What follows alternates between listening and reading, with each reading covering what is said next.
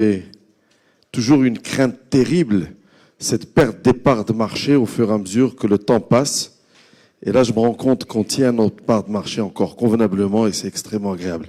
Merci d'être là et merci de continuer à contribuer. Évidemment, je voudrais faire appel à votre bonne compréhension. Et d'abord, nous avons des espaces où nous pouvons continuer à dialoguer. J'essaie de donner la parole au plus grand nombre et je sais que chacun ne voit que son bras, mais moi je vois des dizaines de bras et j'essaie avec de l'arbitraire certes et sans relation personnelle, de temps en temps, juste donner la parole au fond, à droite et nous avons 12 villes et je ne peux pas passer toutes les villes. Donc si certains d'entre vous ici sont un peu mécontents, je les comprends, mais pensez à toutes celles et ceux qui, dans d'autres villes, attendent aussi qu'on leur donne la parole. Donc, merci de votre compréhension. On travaille ensemble. Faisons en sorte à ce que les interventions soient dans le sujet et faisons en sorte à ce que nos contributions soient des contributions qui apportent de la valeur ajoutée à une loi cadre que nous devons construire et pas simplement à la loi pour l'année prochaine, mais un système fiscal qui va nous permettre de bâtir ce qu'on va faire ensemble dans les prochaines années. Vous avez entendu les différents modérateurs parlent déjà de 2024. Donc, projetons-nous de quel... Les Américains ont quelque chose de fantastique. They call that shape and or design. Ils font le design de quelque chose pour l'avenir. Donc, dessinons notre monde pour l'avenir. Mesdames, Messieurs, sans plus tarder, je voudrais accueillir à mes côtés pour parler d'incitation fiscale, un sujet chaud qui fera que, évidemment, nous aurons encore l'occasion de vous donner la parole. Pour modérer l'ensemble de ce panel, le directeur de la DEPF, M. Monsef Adrachaoui, que je voudrais saluer pour sa présence et sa prise en charge de ce panel. Je voudrais inviter à ses côtés le secrétaire d'État chargé de l'investissement, M. Atman El-Firdaous, Mme Mahad Shraibi, expert comptable, président de l'IFA, M. Karim Daher, avocat fiscaliste qui nous vient du Liban, Abdelkader Boukreis, président de la commission climat des affaires à la CGM.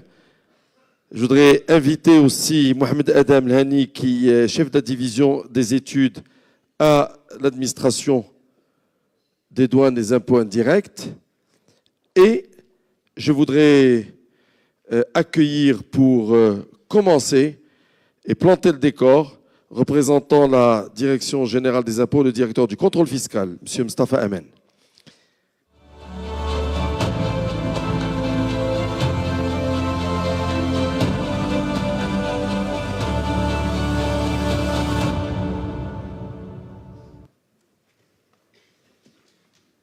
Mustafa, vous allez bien? Très bien, merci. Ça s'est bien passé depuis ce matin? Oui, ça va. Comme je connais votre droiture et le plus difficile est passé. Oui, oui. Et comme je connais votre droiture et votre sens de la rigueur, pour vous, comme vos collègues, ça sera 5 minutes. Pas plus. Sinon, je vous taxe. Pour une fois que c'est moi qui peux le faire, je ne vais pas m'en priver. Hein. À vous la parole. Merci, honorable assistance, mesdames et messieurs. C'est bien de 30 milliards que ce panel va débattre. Et ce chiffre se limite juste à l'évaluation du coût budgétaire, sans tenir compte ni des impacts socio-économiques, ni des effets induits, donc en termes de coûts indirects, ni du coût d'administration des incitations. Donc, on a tendance, d'une manière générale, à parler indistinctement d'incitation, de dérogation et de dépenses. En fait, c'est un petit peu tout ça à la fois. Parce que la définition retenue pour ce qui est des incitations, là j'appelle la régie, s'il vous plaît, vous lancez la définition. Voilà.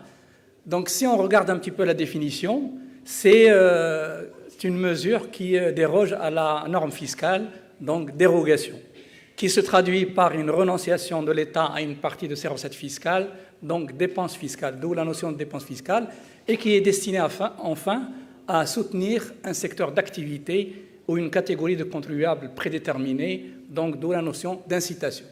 Et comme on est en pleines assises et les chiffres comptent beaucoup, donc on va passer directement aux chiffres 2018 concernant les incitations. Suite, s'il vous plaît.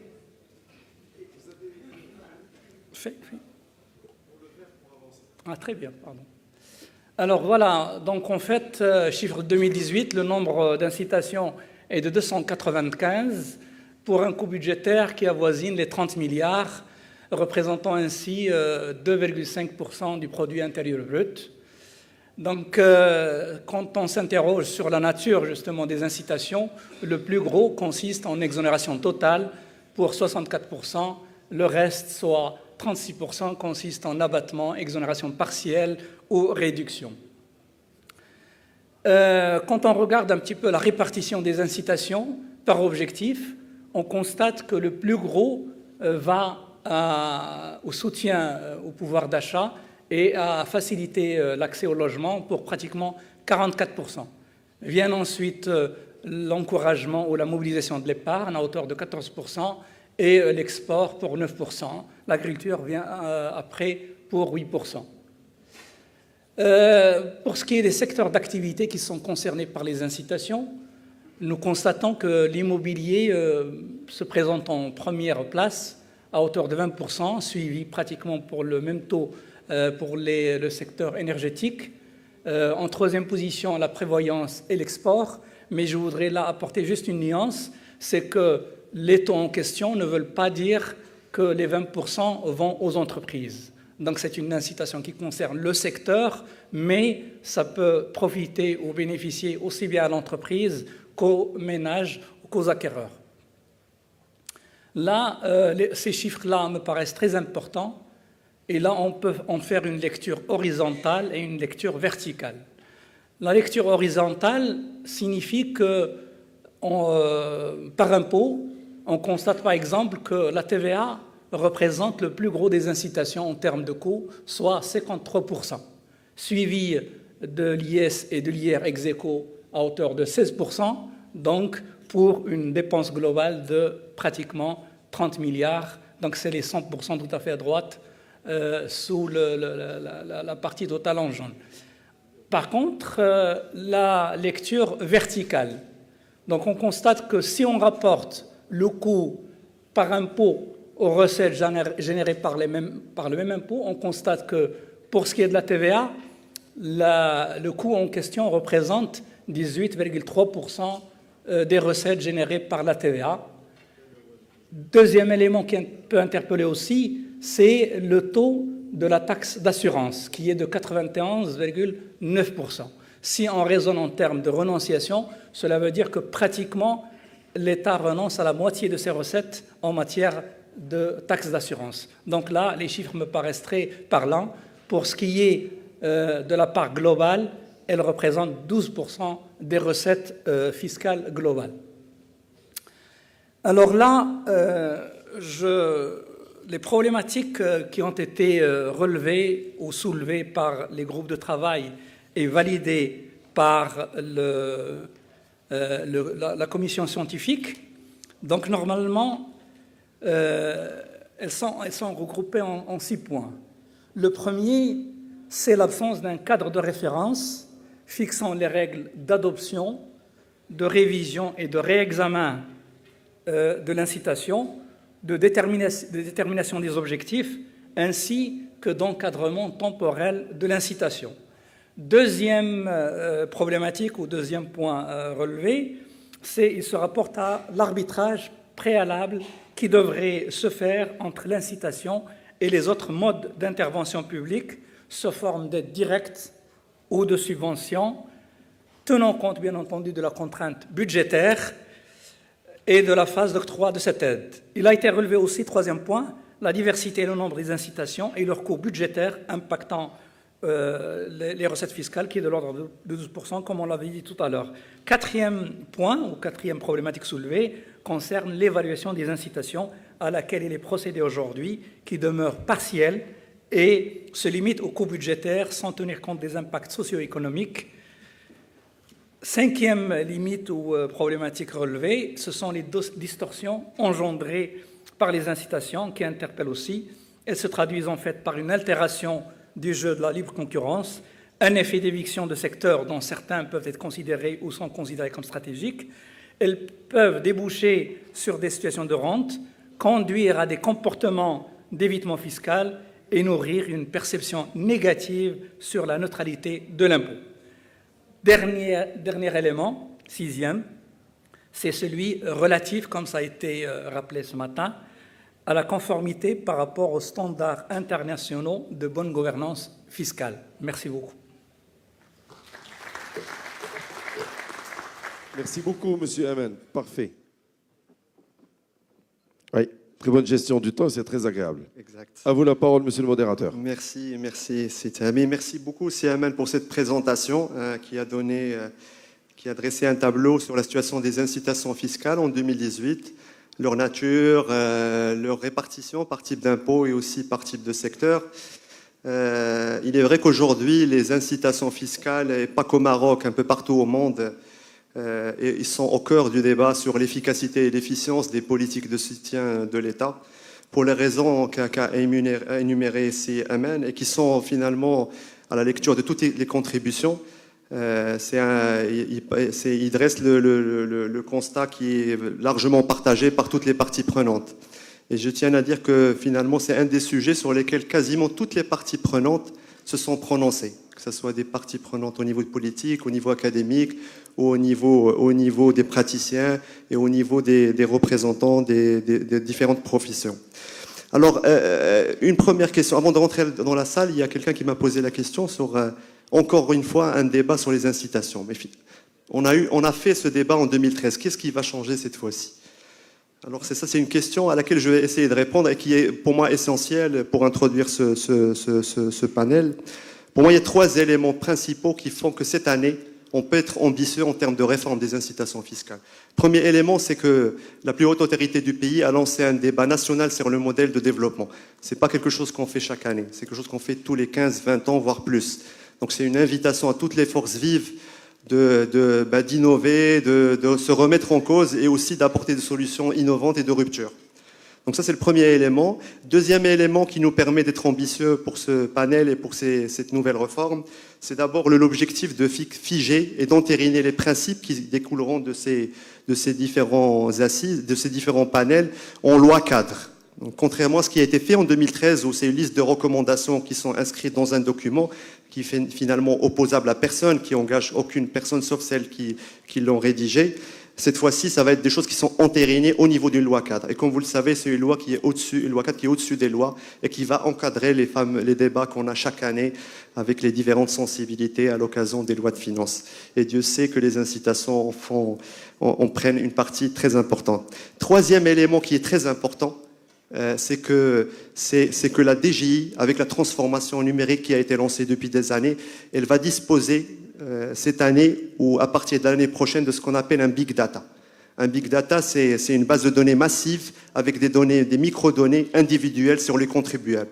Et grâce à ces big data, on va pouvoir piloter de façon très fine les impacts de chaque mesure d'incitation.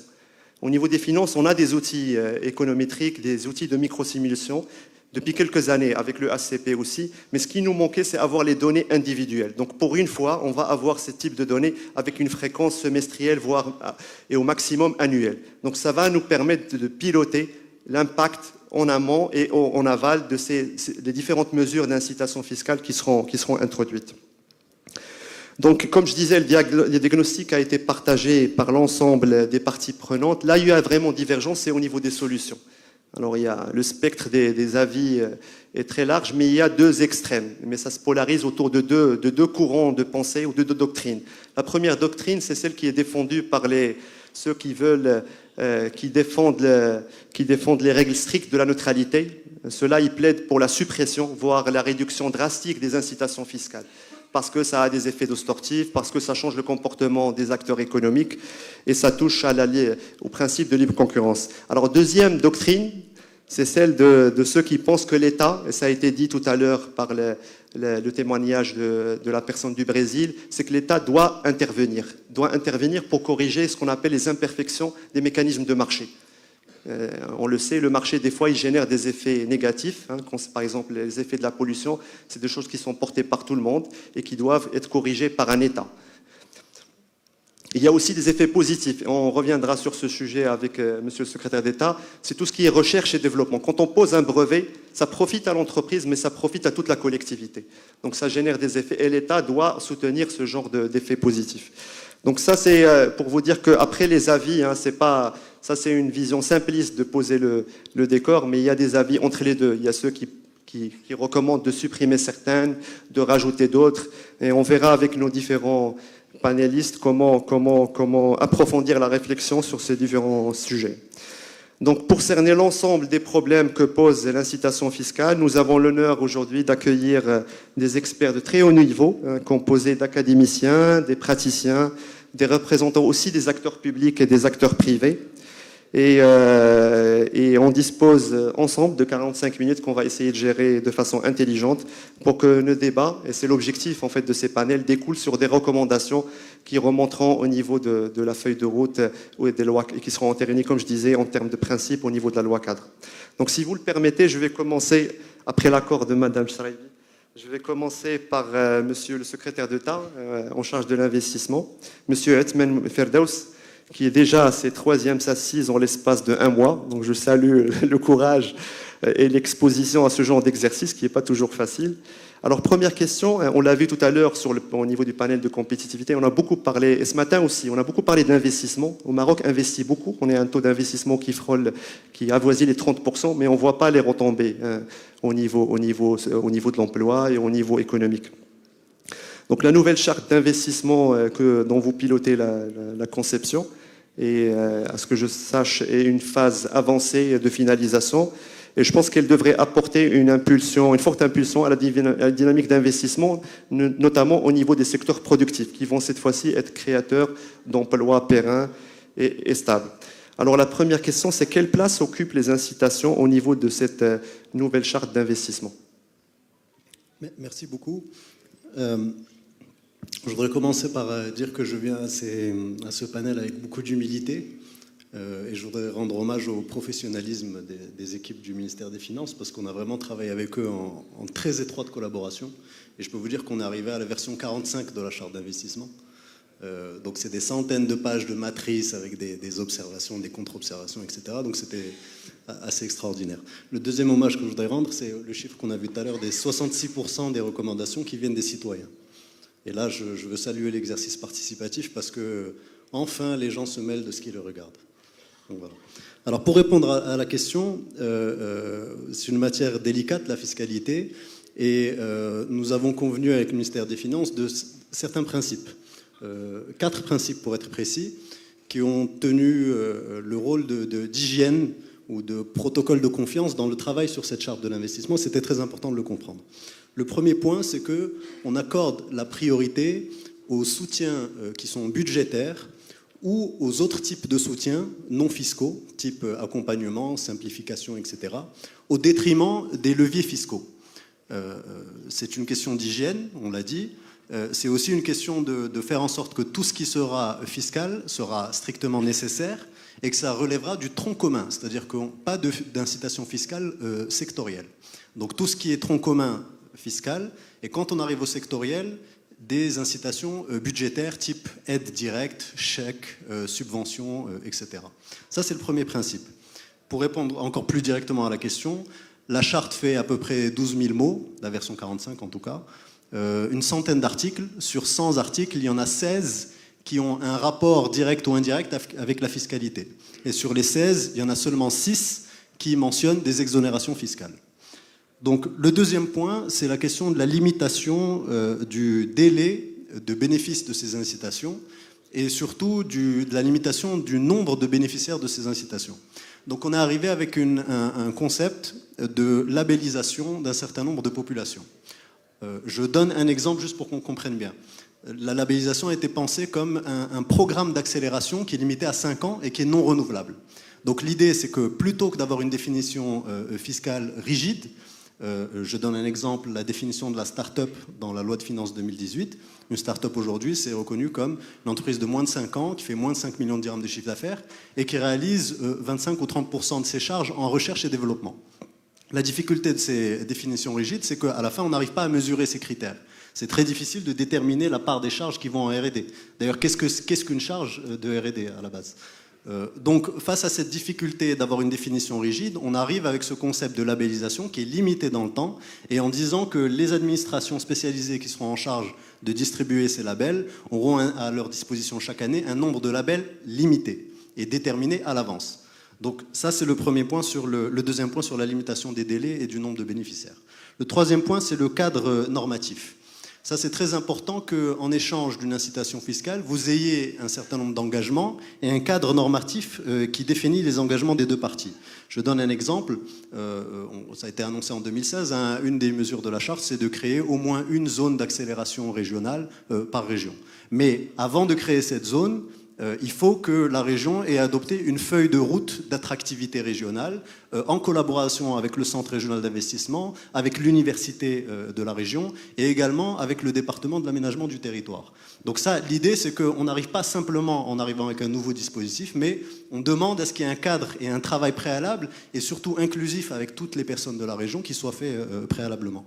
Le deuxième exemple, c'est par exemple, il y a un dispositif dans la charte qui est destiné à faciliter, encourager la transmission des PME. Vous savez qu'on a un problème de transmission des PME, de population de repreneurs, des conditions, etc. Et donc, ce dispositif d'incitation pour la transmission des PME, il est conditionné au fait qu'il y ait un système de rating et d'amélioration de la gouvernance. Donc, par exemple, on propose que ce rating soit réalisé par les commissaires aux comptes ou les experts comptables et qu'on puisse mesurer l'amélioration de la gouvernance au sein de cette PME à l'occasion de cette transmission. Donc c'est le type de cadre normatif qu'on a essayé d'introduire. Évidemment, j'ai mentionné les labels, label d'agrégateur d'auto-entrepreneurs, label de start-up innovante, label de start-up à impact social, label de PME à haut potentiel, qui a le potentiel de devenir une entreprise de taille intermédiaire. Et donc tous ces labels, à chaque fois, il y a une convention qui est signée avec le bénéficiaire pour déterminer les engagements de ce bénéficiaire vis-à-vis de l'État. Le quatrième et dernier point, c'est les mécanismes d'évaluation. Alors ça, c'est très important parce que habituellement, la charte de 95, par exemple, avait une durée de 10 ans. Là, cette fois-ci, on a proposé une durée de 15 ans en disant que tous les 2 ans, il y a une évaluation qui est faite à l'aide d'experts indépendants. Et cette évaluation tous les 2 ans aboutit au bout de 5 ans, donc 3 fois 5 ans, 3 quinquennats. Au bout de 5 ans, à chaque fois, le gouvernement revient devant le législateur pour proposer des améliorations de la charte. Et donc ce mécanisme est vraiment très important parce qu'il comprend une partie gouvernance et il comprend une partie procédure de modification, d'abrogation des incitations fiscales. Et donc c'est un peu l'agilité qu'on a essayé de respecter dans cette hygiène de travail avec le ministère des Finances. Merci, c'est Ferdows. Alors vous avez cité le concept des startups et je sais que pour la première fois, ça a été dit au niveau du panel précédent, pour la première fois au Maroc, il y a des assises sur les startups qui ont eu lieu. Je suis un peu comme vous, accro au digital, donc j'ai beaucoup suivi le débat et je sais qu'il y avait des propositions qui ont été faites et qui vont être probablement faire l'objet d'un chapitre dédié au niveau de la charte d'investissement. Alors la question qui est posée, est-ce qu'à l'instar de ce qui est observé au niveau international, et ça a été dit par les experts internationaux ce matin et puis lors de keynote speech de cet après-midi, est-ce qu'il ne serait-il pas plus judicieux de consacrer la fiscalité dérogatoire aux seules activités qui promeuvent l'innovation ? Alors c'est une question très importante et j'ai envie de répondre oui et non. Les incitations fiscales sont utiles, par exemple, quand il s'agit d'encourager des grandes entreprises à innover et à travailler avec des plus petits acteurs. Je donne un exemple.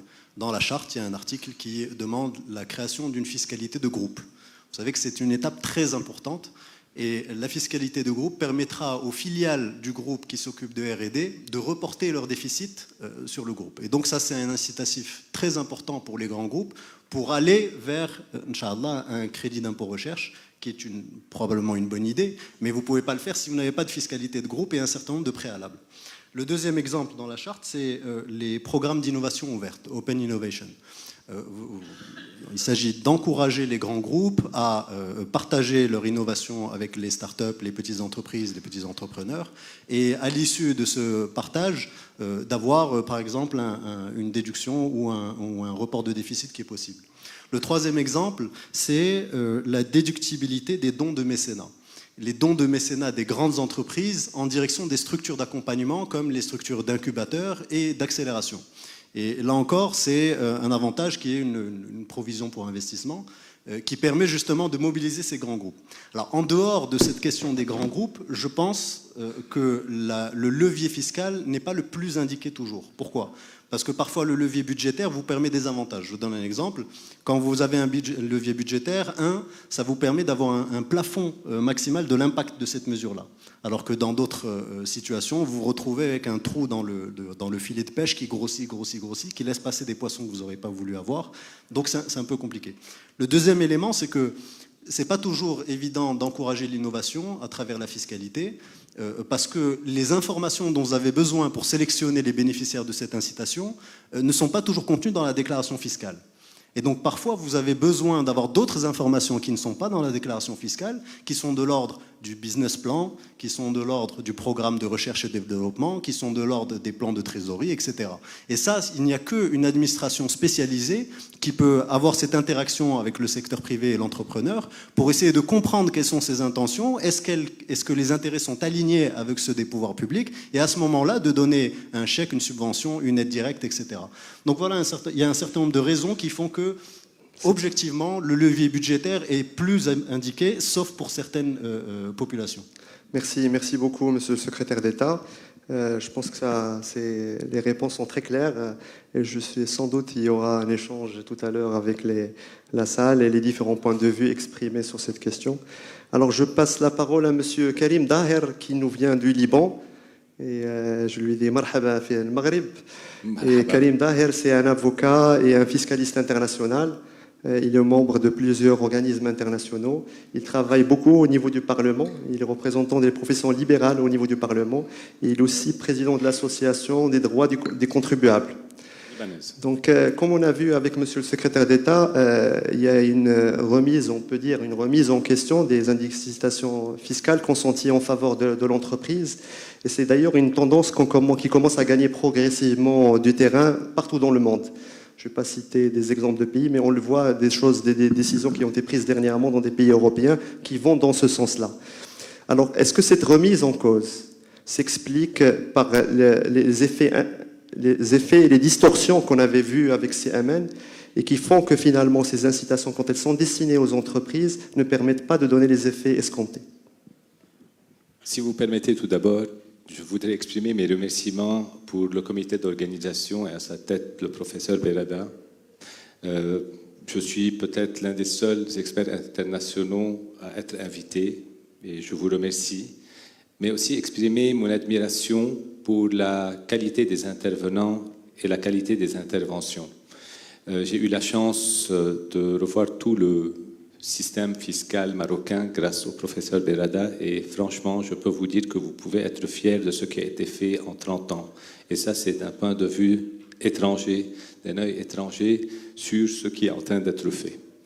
Donc, en refermant cette parenthèse et en répondant à votre question, ce que je voudrais dire tout d'abord, c'est qu'à partir du moment où on admet que l'impôt, à part le rôle qu'il a de couverture traditionnelle, de couverture des charges publiques, peut être utilisé comme un levier pour la réalisation des objectifs économiques et sociaux, force est de constater et d'accepter l'idée que ces incitations fiscales peuvent être, d'une part, probantes, avoir des résultats probants, mais aussi avoir des contre-résultats ou d'être inefficaces.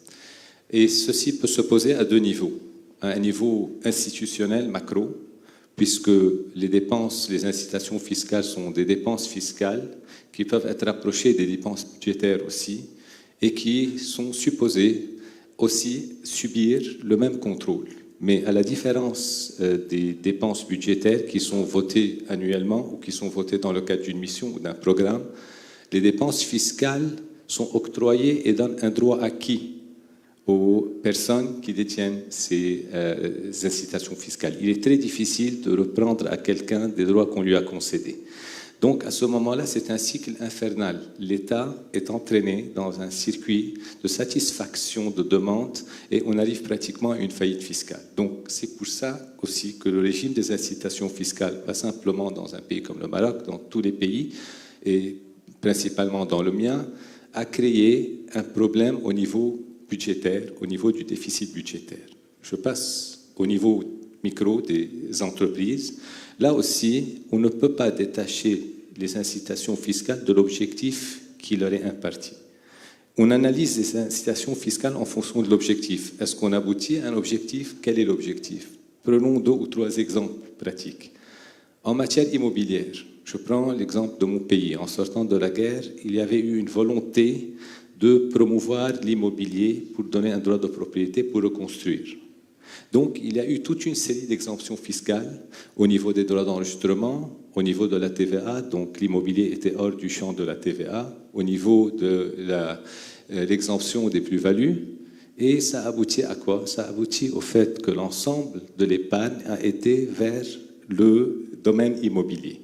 Mais dans le domaine immobilier, il n'y avait pas eu de contrôle, c'est ça le problème. Il n'y avait pas eu de contrôle, donc ce qui a été fait n'était pas adapté à la demande. On se retrouve aujourd'hui, 30 ans plus tard, avec un parc immobilier énorme et inadapté et qui est vide. Et en plus de ça, on a des exemptions pour la vacance des lieux. Donc aujourd'hui, l'impôt foncier n'est pas payé sur un nombre énorme d'appartements qui restent vides. Donc ça, ça c'est un exemple pratique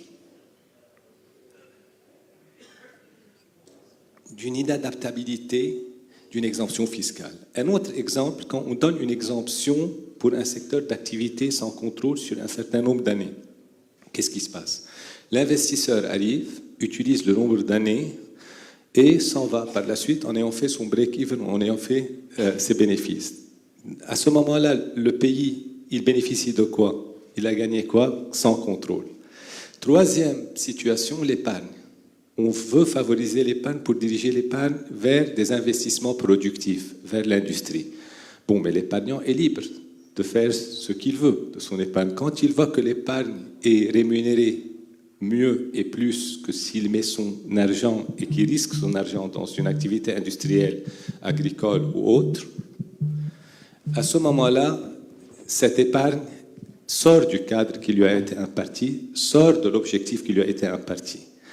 Pour reprendre l'exemple de mon pays, ce qui a été mauvais, c'est que cette épargne a été financée des dépenses de fonctionnement au niveau du budget. Et on est arrivé à une dette abyssale aujourd'hui, un service de dette énorme, parce que cette épargne a été dirigée de son but. À côté de ça, on arrive à quoi? On arrive au fait qu'il y a un chômage qui atteint les 25 à 35%, notamment chez les jeunes.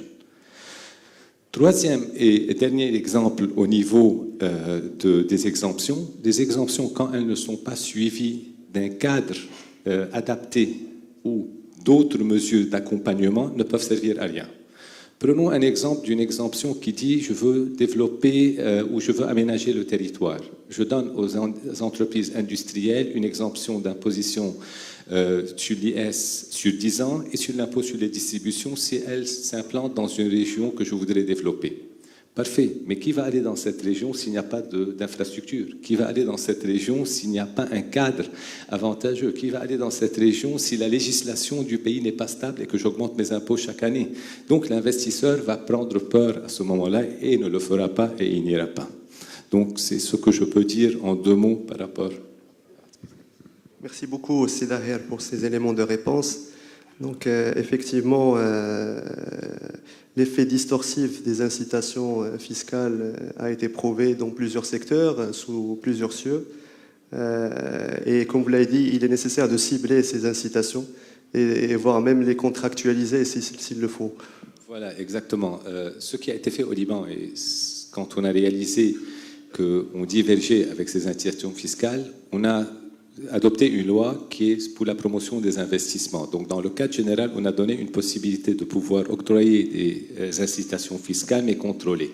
Contrôlées par un organisme qui est un institut qui étudie le projet qui lui est soumis et qui se met d'accord avec l'investisseur par contrat. Donc, ça ne devient plus institutionnel, ça devient consensuel et contractuel. Mais l'investisseur doit se tenir aux engagements qu'il a pris. Donc, engager une main-d'œuvre locale, réaliser son projet en un certain nombre d'années dans un certain territoire. Et ce qui est intéressant dans cette histoire, c'est que si jamais il ne remplit pas ses obligations, il y a un retour rétroactif en arrière pour lui redemander des comptes sur toutes les exemptions dont il a bénéficié. Merci Sidaher. Je vais vous poser une troisième question pour profiter toujours de votre éclairage d'expert international. Souvent, quand on parle d'incitation fiscale, on pense économie et entreprise. Alors qu'il y a une bonne partie, et ça a été relevé dans l'exposé de CMA, il y a une bonne partie qui a vocation sociale, donc qui est adressée aux ménages. Et on voit d'ailleurs que le pouvoir d'achat vient en premier comme objectif d'allocation des dépenses fiscales, avec une part très importante de la TVA. Et on sait que la TVA, c'est prouvé par les économistes, ça a un effet régressif. Donc, quelles sont les idées? Il y a eu d'ailleurs des idées sur comment élargir le champ et avoir des taux spéciaux, voire même des taux à 0% pour certains types de produits. Alors, quelles sont les idées, les recommandations qu'on peut faire à ces assises pour neutraliser l'effet régressif de la TVA et que ça devienne un facteur d'équité fiscale? Écoutez, moi je vous dirais que c'est peut-être le moins régressif parmi les impôts régressifs, ou c'est le canard boiteux des impôts régressifs. La TVA, pour qu'elle ne soit pas régressive et qu'elle puisse assurer un minimum d'équité fiscale, la TVA doit être premièrement neutre, au vrai sens du terme, et deuxièmement, elle doit aussi éviter qu'il y ait des distorsions au niveau de son application. C'est-à-dire que j'ai entendu les propositions qui ont été faites, et je vais dans ce sens, élargir le champ de la TVA pour qu'il puisse englober l'ensemble des secteurs d'activité. Et là, la deuxième disposition qui peut être prise, c'est le fait de ventiler les taux. Mais ne pas faire une ventilation de taux avec plusieurs taux, parce que ces taux peuvent être utilisés pour qu'il y ait des distorsions par évasion fiscale. Donc faire peut-être 3 taux, un taux zéro, un taux intermédiaire et un taux un peu plus élevé.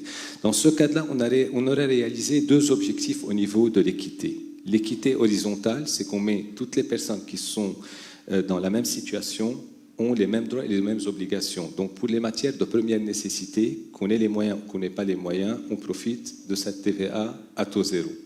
Et par la suite, si on veut augmenter notre consommation et nos achats, c'est selon la capacité de chaque personne, contributive de chaque personne ou de sa situation. C'est comme ça à ce moment-là, qu'on réalise l'équité verticale. Parfait. Merci beaucoup, Sidarel, pour ces éclairages. Je vais passer la parole à Sidi Boukhris, donc représentant de la CGM. Donc, comme ça a été dit par Monsieur le secrétaire d'État, l'État a à sa disposition plusieurs instruments de soutien. Alors, souvent, on a favorisé l'incitation fiscale et on a vu ce que ça a entraîné en termes de sectorialité et d'effets distortifs. Et il y a la réflexion d'utiliser d'autres instruments. Et justement, la CGM, j'ai lu attentivement le mémorandum qui a été proposé au comité scientifique. J'ai remarqué que la CGM, elle penche vers une position plus flexible au sujet de la suppression des incitations fiscales, surtout les incitations dont l'inefficacité a été prouvée, à condition, et je reprends ce qui est écrit dans le mémorandum, à condition de les remplacer par des mesures d'accompagnement. Donc, est-ce que vous pouvez nous dire ce que sont ces types d'accompagnement qui sont souhaités par la CGM? Merci, Sidi Kawi. Je voudrais, permettez-moi de rappeler d'abord, à la lumière de l'exposé de CMN, la masse des 30 milliards, on a tendance à la mettre toujours sur le dos des entreprises. Et je profite de ce forum pour rappeler que les incitations fiscales ou les dépenses fiscales sont en grande partie à la charge des ménages et une grande partie à la charge des entreprises. La deuxième chose, c'est qu'à l'intérieur des entreprises, puisque je représente la CGM et le secteur privé, ce qui est à la charge de l'entreprise, il serait judicieux d'analyser, de voir qu'est-ce qui est à la charge des entreprises publiques et qu'est-ce qui est à la charge de l'entreprise privée. Parce que c'est très important pour ramener le débat et pour ne pas mettre trop de pression sur la CGM et sur le secteur privé. Maintenant, ceci étant dit, je pense qu'aussi l'instrument fiscal n'est pas le seul instrument qui est attendu par l'entreprise. L'entreprise, elle a besoin d'un certain nombre d'autres instruments, notamment, je dirais, des offres au niveau foncier, des aides, et je parlerai tout à l'heure, si vous permettez, sur les aides et les subventions, comment nous les voyons. Elle a besoin d'un accompagnement financier, elle a besoin d'un contexte institutionnel et juridique qui soit sécurisé. Et je pense que tout ça étant nécessaire pour qu'on puisse avoir une entreprise compétitive et une entreprise qui doit faire face aux défis. Je me réjouis de l'intervention de Sidi Firdaus par rapport à la charte d'investissement, puisque j'ai noté qu'il y a 6 mesures fiscales. Et tant mieux, quelque part, tant mieux, parce que ce que nous disons au niveau de la CGM, c'est pas le nombre des mesures, des incitations fiscales qui importe, c'est la pertinence des mesures fiscales et leur étude d'impact et leur évaluation. C'est ça aujourd'hui qui pose un réel problème. Et pour nous, les mesures fiscales restent et demeurent efficaces jusqu'à un certain niveau. Parce qu'à partir d'un certain seuil, l'efficacité devient inférieure au coût budgétaire. Et par conséquent, c'est là où, à un moment donné, il faut qu'on essaye de se poser et de dire quelle est l'opportunité de maintenir certaines mesures ou certaines incitations fiscales. Quant aux mesures d'accompagnement, je crois que là aussi, je me réfère à ce qui a été dit par le secrétaire d'État et ce qui semble être consigné dans la charte, et on souhaite que tout ça, Inch'Allah, soit mis en œuvre, c'est que les mesures d'accompagnement, c'est d'abord des mesures qui sont d'ordre d'aide budgétaire ou de subvention. Et là, je m'arrête 2 secondes pour expliquer que pour nous, au niveau de la CGM, il est pas, je dirais, il est opportun plutôt que ces aides ou les fonds qui vont servir à donner des aides soient alimentés d'une manière régulière. Parce que le gros problème, ce que nous avons constaté sur ces dernières années, c'est que les aides, on les donne au gré de la politique et au gré des indicateurs macroéconomiques. Et donc, ce que nous proposons, c'est que ces aides c'est-à-dire le fonds qui va servir ces aides soit alimenté par la recette fiscale elle-même, puisque je dirais, les incitations ont aussi une vertu de générer aussi peut-être des richesses et de générer de la recette fiscale. Donc ça, c'est la première chose. Après, sur les autres mesures, c'est d'essayer d'avoir comme l'a rappelé Monsieur le secrétaire d'État, c'est d'avoir peut-être des crédits d'impôt, c'est d'avoir un certain nombre de chèques qu'on peut imaginer, comme ça a été dit. C'est d'avoir aussi des mécanismes de financement qui soient appropriés au secteur d'activité. Et je pense que en ayant cette panoplie de mesures, ou disons de mécanismes, avec le levier fiscal qui n'est pas négligeable, mais pas que le levier fiscal. Merci beaucoup, c'est Boukhres. Donc, je retiens quand même un point qui est très important, c'est que vous avez dit que les incitations fiscales ne sont pas nécessairement un instrument qui est efficace et qu'il va falloir, pour certaines activités, dans certains types de cas, de transférer ça vers le budgétaire. Et vous avez posé la question du financement de ces dépenses et de ces aides directes. Et effectivement, la fiscalité peut être une source de financement, mais il peut y avoir d'autres sources aussi. Et justement, il y a certains acteurs qui disent que, et c'est à l'instar qui a été dit, à l'instar de l'exemple du Liban, il y a ceux qui disent que pour donner une incitation qui va profiter à une entreprise bénéficiaire, il faudrait peut-être contractualiser des objectifs. Et parmi ces objectifs, fixer des objectifs en termes d'impact socio-économique, donc d'emploi, de valeur ajoutée et in fine de recettes fiscales, qui pourraient justement financer les aides directes dont vous parlez.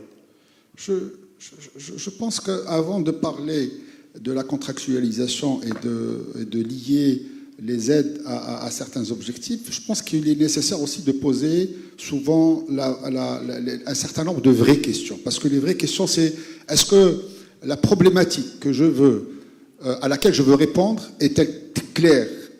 Ça, c'est la première chose. La deuxième chose, il faudrait que l'objectif soit bien formulé aussi. Parce qu'on a tendance souvent à mettre des incitations et en face, on met des objectifs qui sont pas très clairs.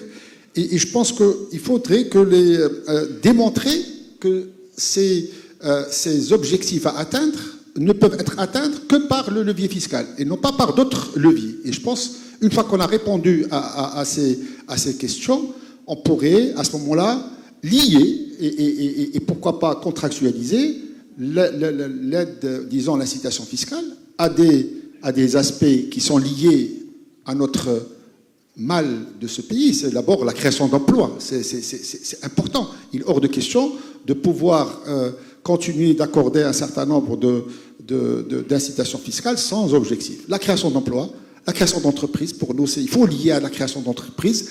Il faut que le secteur auquel on va accorder ces incitations fiscales puisse aussi je dirais, se structurer. Il faut aussi que cette incitation fiscale soit liée à une certaine création de valeur et de créer un écosystème de ce secteur qui va bénéficier de ces aides. Très clair. Merci beaucoup aussi, Boukhlis, pour ces éclairages. Et je vais passer la parole à Madame Shraibi. Je rappelle que Madame Shraibi est experte comptable et présidente de l'IFA, donc l'Institute of Fiscal Association, la branche Maroc. Marocaine de l'Association fiscale internationale. Voilà. Donc, on va parler d'un aspect qui n'a pas beaucoup été abordé dans les différents panels, c'est celui de la conformité internationale. Il y a eu le discours de ce matin de M. Moscovici sur une série de normes, de standards internationaux qui ont été décidés dans des forums, qui ont associé plusieurs pays et qui s'imposent aujourd'hui à toutes les économies qui ont fait le choix de l'ouverture vers la mondialisation. Alors notre pays ne fait pas exception puisque très tôt le Maroc a adopté la libéralisation, on a signé une 50aine d'accords de libre-échange et puis le Maroc de façon générale est toujours œuvré en faveur de la convergence de son système réglementaire et juridique sur les meilleurs standards internationaux. Alors j'ai cru comprendre que l'alignement par rapport à ces standards internationaux, notamment ceux du G20 et de l'OCDE, vont demander quelques ajustements, notamment au niveau de la fiscalité dérogatoire, des zones franches, de l'export et de CFC. Est-ce que ces ajustements quels sont justement les ajustements qu'on devrait apporter? Et j'aimerais avoir votre avis en tant qu'experte internationale sur le sujet. Et je sais que vous avez beaucoup travaillé au niveau de l'ordre sur ces questions. Quels sont ces ajustements pour préserver la compétitivité du secteur exportateur marocain et aussi l'attractivité du hub international qu'est le Maroc? Alors, merci Monsieur Talkaoui. Donc effectivement, la question liée à la conformité fiscale sur le plan international est fondamentale. Donc le Maroc, à l'instar des autres pays, ne peut pas faire fi des nouvelles normes internationales. Il faut savoir que le Maroc a déjà pris des engagements. Le Maroc a déjà adhéré au cadre inclusif de BEPS en mars 2019 et donc il a marqué sa volonté et son engagement à mettre en place les recommandations de BEPS. Alors BEPS c'est quoi? On en a parlé ce matin, mais on est passé rapidement. Alors BEPS en fait il vise à lutter contre les pratiques qui étaient exercées par certaines entreprises multinationales et qui profitaient des distorsions et des différences entre les régimes fiscaux de différents pays pour essayer de transférer leurs bénéfices vers des pays à fiscalité privilégiée, voire nulle. Et en fin de compte, elles se retrouvaient à payer l'impôt, ou pas du tout, dans des pays où aucune valeur ajoutée n'était créée. Donc, suite au scandale qu'il y a eu, et le commissaire de l'Union européenne y a fait allusion ce matin, la question de l'évasion fiscale internationale a été mise sur la table. Et donc, tout le monde, on a fait une priorité, et le G20 a chargé l'OCDE de travailler sur des mesures pour lutter contre l'érosion de la base d'imposition et le transfert de bénéfices. Donc, le BEPS, en fait, c'est 3 principes fondamentaux, la cohérence, la transparence et la substance. Et BEPS se décline en 15 actions. Alors, je ne vais pas citer toutes les actions. Je vais me limiter à l'action 5, qui nous intéresse au niveau de ce panel, puisqu'il traite des incitations fiscales. Et cette action 5 vise à lutter contre les pratiques fiscales dommageables. Donc tout à l'heure, je disais que le Maroc avait adhéré au cadre inclusif de BEPS et de ce fait, il s'est engagé à respecter au moins les standards minimums. Et cette action 5 sur les pratiques fiscales dommageables constitue un des 4 standards minimums. Alors, la question qui se pose, c'est qu'est-ce que c'est qu'une pratique fiscale dommageable ? Un régime préférentiel est considéré comme dommageable ou potentiellement dommageable s'il répond à un certain nombre de critères. Alors il y a des critères clés qui sont au nombre de 4 et puis on a d'autres au nombre de 8. Donc moi je me limiterai à 2 parmi les critères clés. Et alors le premier a trait au taux d'imposition, taux effectif d'imposition. On vous dit un régime préférentiel peut être considéré comme dommageable si le taux effectif d'imposition est bas, voire nul. Donc ça, c'est un premier critère. Le deuxième critère, il a trait à ce qu'on appelle le cantonnement du régime. C'est quoi un régime fiscal cantonné? Eh bien, c'est un régime fiscal qui octroie des avantages, soit aux non-résidents, soit à des opérations avec les non-résidents, pour faire simple, parce que c'est pas dit comme ça, mais en réalité, c'est ce que ça veut dire. Et donc, partant de là, les régimes auxquels justement vous faisiez allusion pourraient être considérés comme potentiellement dommageables, puisque il peut y avoir une problématique de taux d'imposition qui peut être considérée comme bas, tout comme une problématique de cantonnement, puisque en effet ces régimes octroient l'avantage aux opérations à l'export, et quand les entreprises qui en bénéficient font des opérations sur le marché local, elles ne peuvent pas profiter de l'avantage. Donc la question de cantonnement se pose également. Alors, ce qu'il faut comprendre, c'est que le Maroc a déjà engagé des réformes, et ça a été dit ce matin, puisque déjà dans la loi de finances pour l'année 2019, il y a 3 régimes qui ont été supprimés. Donc le régime des centres de coordination, le régime des banques offshore et le régime des sociétés holding offshore. Donc en fait, le Maroc, ayant pris l'engagement et ayant adhéré au cadre inclusif de BEPS, n'a pas le choix que de poursuivre ces réformes. Et donc, aujourd'hui, l'action 5, elle vise à lutter contre les pratiques fiscales dommageables, donc les régimes préférentiels dommageables, et pas les régimes préférentiels tout court. Donc ça veut dire qu'on peut avoir des incitations fiscales. Il suffit en fait de repenser ces régimes qui, aujourd'hui, posent problème. Il suffit de repenser les incitations, de les réorienter plutôt vers des secteurs d'activité déterminés, à déterminer. Il y a eu des discussions autour des secteurs à encourager. Et une fois qu'on a identifié ces secteurs, bien sûr, pour pouvoir parler d'incitation fiscale, il faut penser à un taux d'imposition réduit. Il ne faut pas non plus qu'il puisse être considéré comme étant trop bas. Donc, il faut être... Quand on dit bas, en fait, c'est par rapport au taux de droit commun. Donc, un taux réduit, il faut donc identifier les secteurs que l'on a envie d'encourager, prévoir un taux réduit en faveur de ces secteurs. Et puis, une fois qu'on a fait ça, eh bien entendu, il faudra appliquer ce taux réduit à toutes les opérations réalisées par les entreprises qui opèrent dans le secteur, indépendamment du fait qu'elles soient exercées à l'export ou sur le marché local.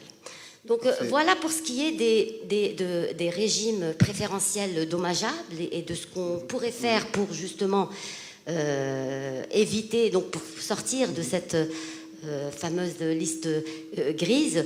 Le Maroc doit donc continuer les réformes qu'il a déjà entamées. Alors l'action 5 sur les pratiques fiscales dommageables, elle vise les régimes préférentiels dommageables, mais tout en tenant compte de 2 notions importantes que sont la substance et la transparence. La substance, c'est quoi? C'est qu'on vous dit il faut lier le bénéfice d'un régime préférentiel à l'exercice d'une activité substantielle. Donc on ne peut pas bénéficier d'un avantage fiscal sans qu'il y ait en face un véritable exercice de l'activité qui a généré ce revenu. Merci Madame Straibi pour cet éclairage.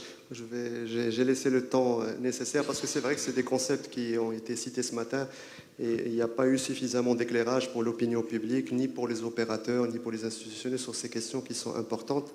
Certes des contraintes, mais aussi des opportunités pour le Maroc pour se positionner, pour positionner aussi son offre exportable. Et comme vous l'avez dit, il y a des réformes qui ont été initiées en 2019 et le Maroc est engagé dans une série de réformes qui vont permettre au Maroc de s'assurer une place dans une liste qui n'est ni grise ni noire.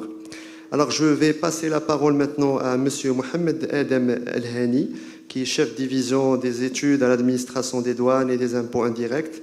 Alors on a beaucoup parlé de la DGI, mais on a oublié un acteur qui est très important, qui est celui de la douane, qui joue un rôle important dans la mise en œuvre de la politique fiscale et qui administre aussi une partie importante des incitations fiscales, notamment pour les opérations d'importation et d'exportation.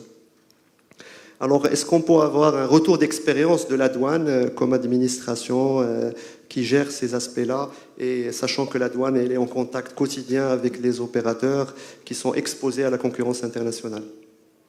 Oui, merci beaucoup. Donc, effectivement, sur les 30 milliards des dépenses fiscales, 10 sont générés par des opérations d'importation. Et dans ces 10-là, 8,5 milliards pratiquement, c'est de la TVA à l'importation. Donc les incitations purement douanières, c'est-à-dire ceux qui